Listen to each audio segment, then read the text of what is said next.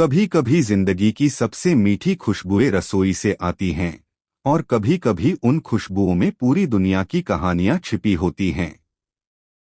यह कहानी है एक छोटे से कस्बे की, जहां एक गरीब लेकिन मेहनती युवक अमन रहता था। पहला अध्याय, अमन का सपना। अमन का जन्म एक साधारण परिवार में हुआ था। पिता दर्जी थे और मां सिलाई बुनाई करके घर चलाती थीं। बचपन से ही अमन को खाना बनाने का बहुत शौक था। जब उसके दोस्त पतंग उड़ाते या गिल्ली डंडा खेलते, तब अमन अपनी मां के पास बैठकर मसालों की डिब्बियां खोलता और उनसे बातें करता। उसकी मां अक्सर हंसते हुए कहती, बेटा तू बड़ा होकर शेफ बनेगा। अमन के सपनों में एक होटल था, जहां हर गरीब अमीर, हर छोटा बड़ा, बिना भेदभाव के आकर खाना खा सके। दूसरा अध्याय, पहली रसोई की खुशबू। एक दिन घर में मेहमान आए। मां ने अमन से कहा, आज तू ही खाना बना, देखूं तेरी कला कैसी है। अमन ने टमाटर, प्याज और काजू से एक गाढ़ी ग्रेवी बनाई और उसमें पनीर डालकर पकाया। यह उसकी जिंदगी का पहला शाही पनीर था। महक इतनी लाजवाब थी कि पूरा घर जैसे महक उठा। मेहमानों ने खाना खाया और बोले, वाह, ये तो किसी होटल से भी बढ़कर स्वाद है। उस दिन से अमन ने ठान लिया कि उसकी पहचान शाही पनीर होगी। तीसरा अध्याय, संघर्ष की आंच। गरीबी आसान नहीं होती। कॉलेज की पढ़ाई अधूरी रह गई क्योंकि पैसे नहीं थे। अमन ने एक छोटे ढाबे पर बर्तन मांजने का काम शुरू किया। वहां वह ध्यान से देखता कि शेफ कैसे खाना बनाते हैं, मसाले कैसे डाले जाते हैं, आंच को कैसे संभाला जाता है। रात को ढाबे के बंद होने के बाद वह चोरी छिपे अपनी रेसिपी पर प्रयोग करता। कभी नमक ज्यादा हो जाता, कभी ग्रेवी पतली हो जाती, पर हार मानना उसे आता ही नहीं था। चौथा अध्याय, पहला ठेला। कुछ सालों बाद अमन ने अपनी मेहनत से थोड़े पैसे जमा किए और कस्बे के बाजार में एक छोटा सा खाने का ठेला लगाया। ठेले पर उसने लिखा, अमन का शाही पनीर, एक बार खाओ बार बार आओ।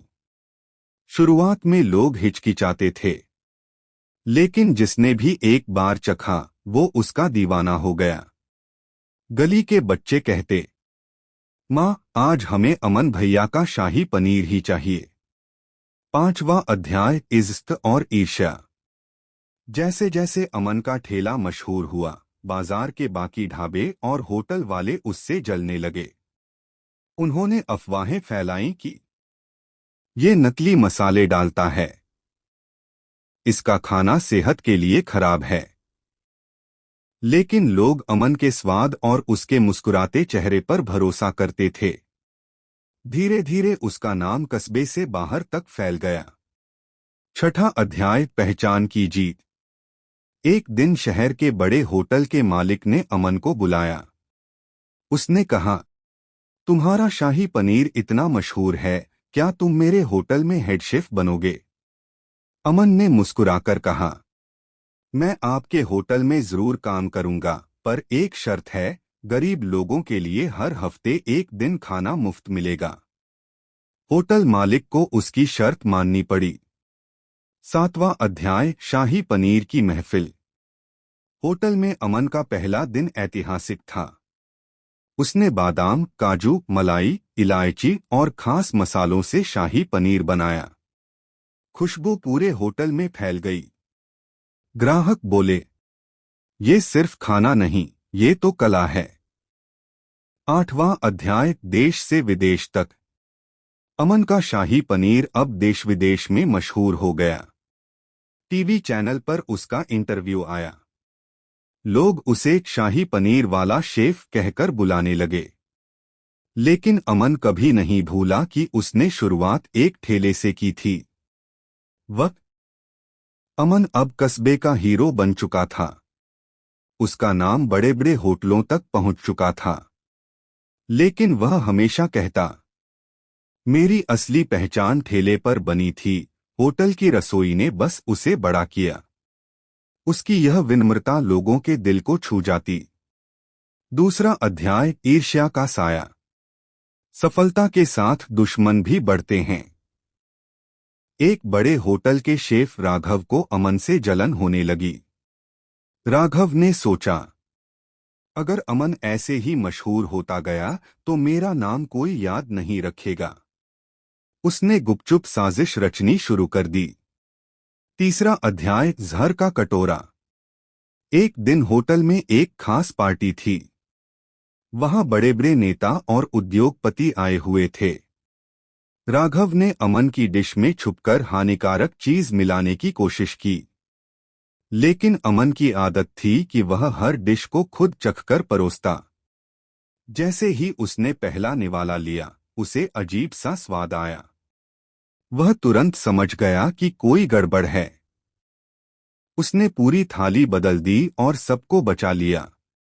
चौथा अध्याय, सच्चाई का उजाला। पार्टी के बाद होटल मालिक ने सीसीटीवी फुटेज देखी। सच्चाई सबके सामने आ गई।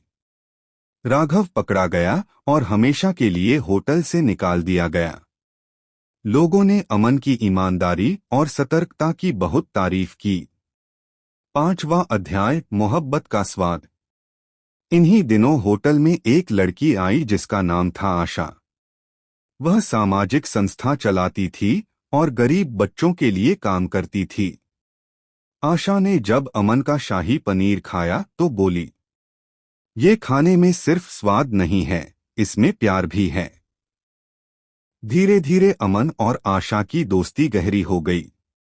दोनों का सपना एक ही था, गरीबों को अच्छा खाना मिले। छठा अध्याय, नया सपना। अमन और आशा ने मिलकर एक ट्रस्ट बनाया, शाही स्वाद सबके लिए। इस ट्रस्ट के जरिए वे अनाथ बच्चों और मजदूर परिवारों को हर हफ्ते मुफ्त खाना खिलाने लगे। गांव-गांव जाकर उन्होंने रसोई लगाई।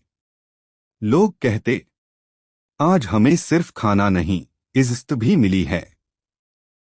सातवां अध्याय, विदेश की दावत। अमन को एक दिन अमेरिका से निमंत्रण मिला। उसे इंटरनेशनल फूड फेस्टिवल में भारत का प्रतिनिधित्व करना था। वहां उसने शाही पनीर बनाया। जब जूरी ने चखा तो कहा, यह सिर्फ डिश नहीं, भारत की आत्मा है। अमन ने मंच पर कहा, मैं ये सम्मान अपने देश, अपनी मां और उन सभी गरीब बच्चों को समर्पित करता हूं जो भूखे पेट सोते हैं। पूरा हॉल तालियों से गूंज उठा। आठवां अध्याय, मुश्किल की आंच। विदेश से लौटने के बाद अमन को एक और बड़ी चुनौती मिली। उसका होटल आग में जलकर खाक हो गया। लाखों का नुकसान हुआ। कई लोग टूट गए, पर अमन नहीं। उसने कहा, होटल जल सकता है, पर मेरे हाथों का स्वाद और दिल की ताकत कभी नहीं जल सकती। नौवां अध्याय, लोगों का साथ। जब लोगों को पता चला कि अमन का होटल जल गया है, तो पूरे कस्बे के लोग उसके साथ खड़े हो गए। किसी ने ईंट दी, किसी ने लकड़ी, किसी ने पैसे। बच्चे भी अपनी गुल्लक से चंदा लाए। कुछ ही महीनों में होटल फिर से खड़ा हो गया, और पहले से भी ज्यादा सुंदर। 10वां अध्याय, अमन की विरासत। समय बीतता गया। अमन और आशा ने शादी कर ली। उनके बच्चे भी पिताजी की तरह खाना बनाने की कला में माहिर हो गए। अमन ने आखिरी दिनों में कहा, बेटा याद रखना, शाही पनीर की रेसिपी सिर्फ मसालों में नहीं, बल्कि सेवा और सच्चाई में छुपी है। आज भी जब कोई कस्बे में शाही पनीर खाता है, तो लोग कहते हैं, ये वही स्वाद है जो अमन ने विरासत में छोड़ा है।